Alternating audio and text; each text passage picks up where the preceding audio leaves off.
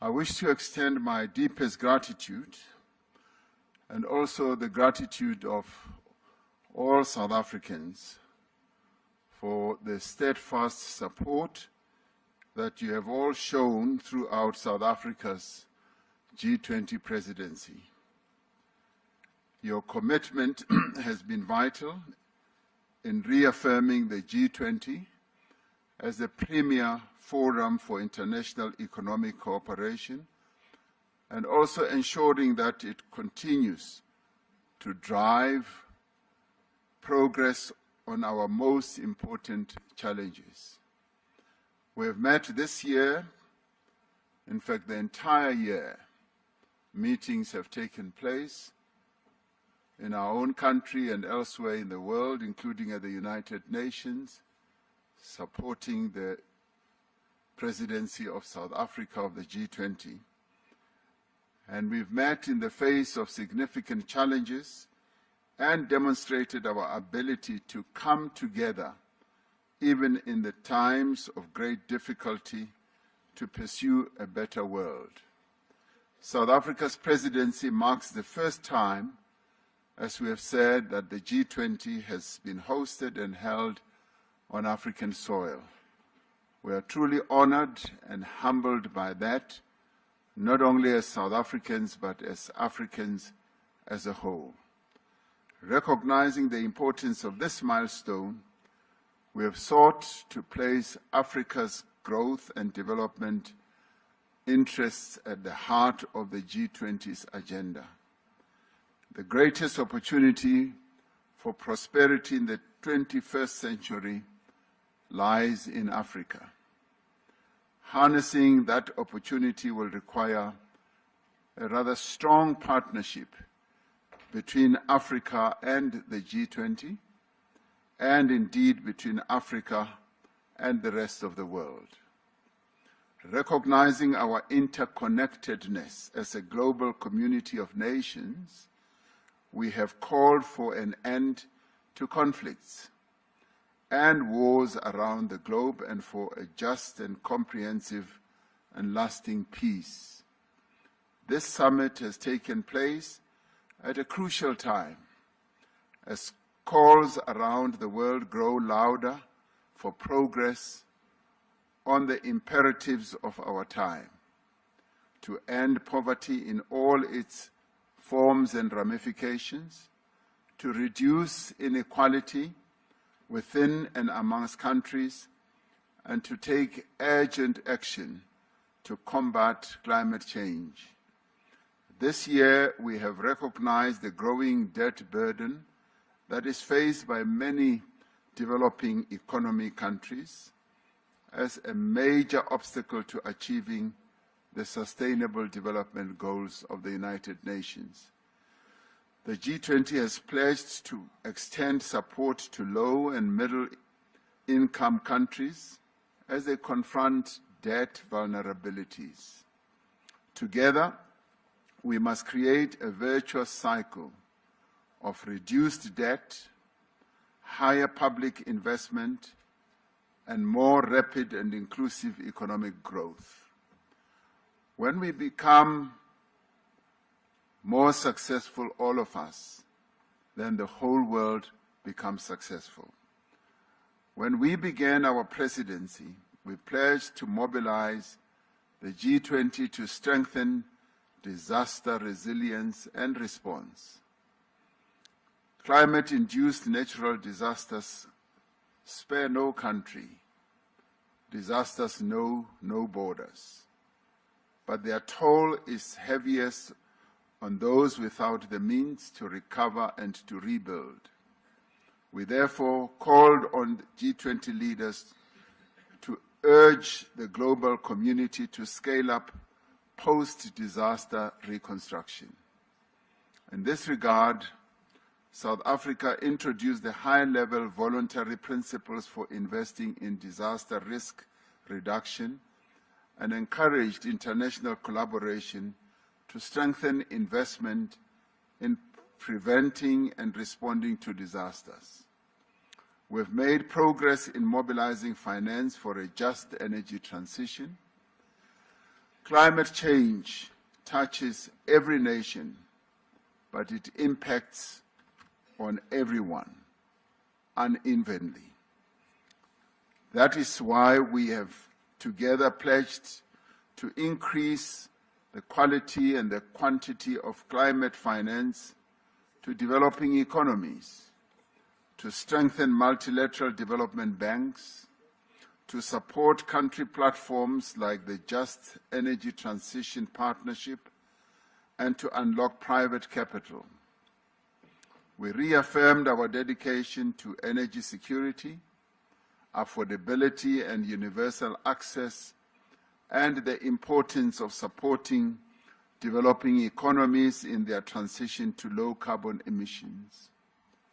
We recognize the need for deep, rapid, and sustained reductions in greenhouse gas emissions and the need to substantially scale up investment and climate finance from all sources.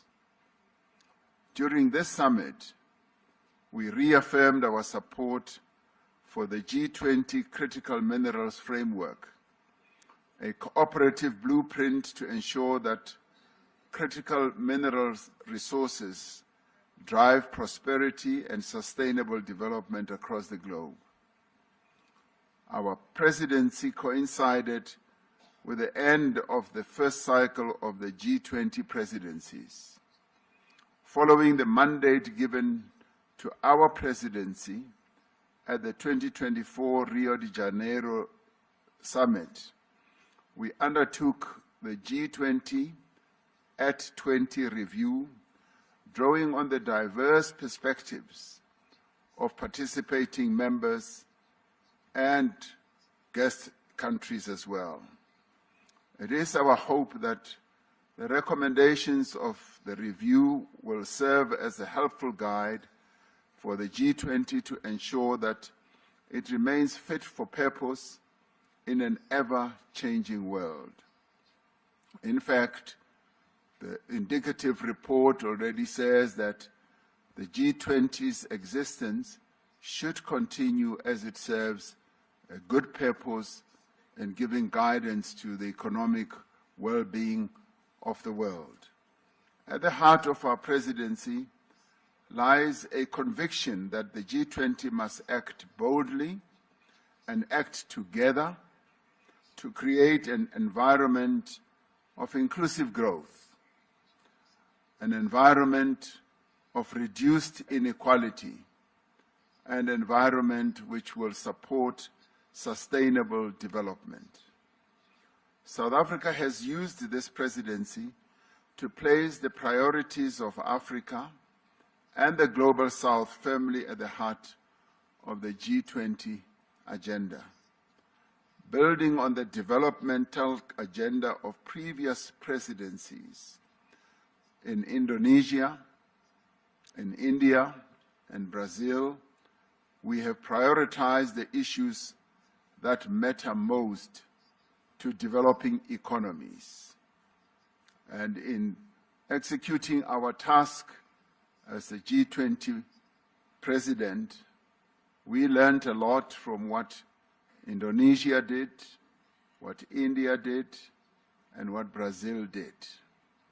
So in many ways, what we see having unfolded here was based on the foundations that those three countries of the Global South put in place.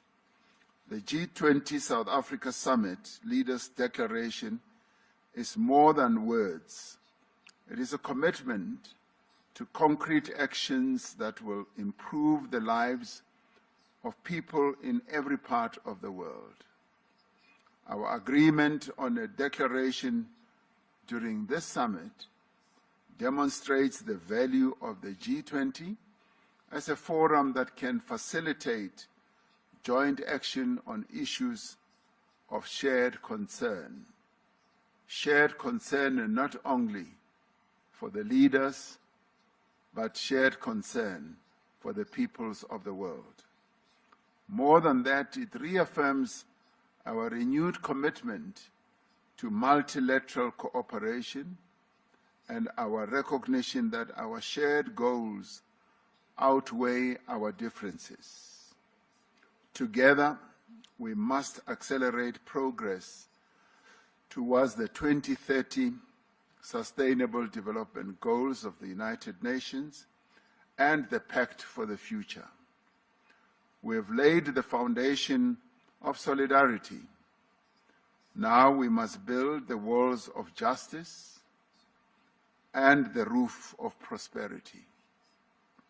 Let us move forward together, demonstrating to the world that we do have the capacity to confront and overcome the world's challenges. Through partnerships across society and by remembering our common humanity, we can create a more secure, a more just, and a more prosperous world.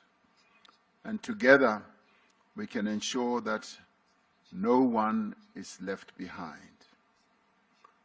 I now say that this gavel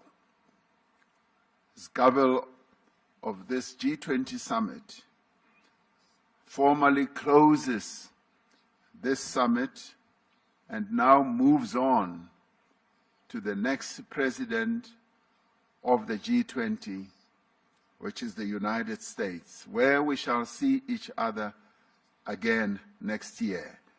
The summit is therefore closed.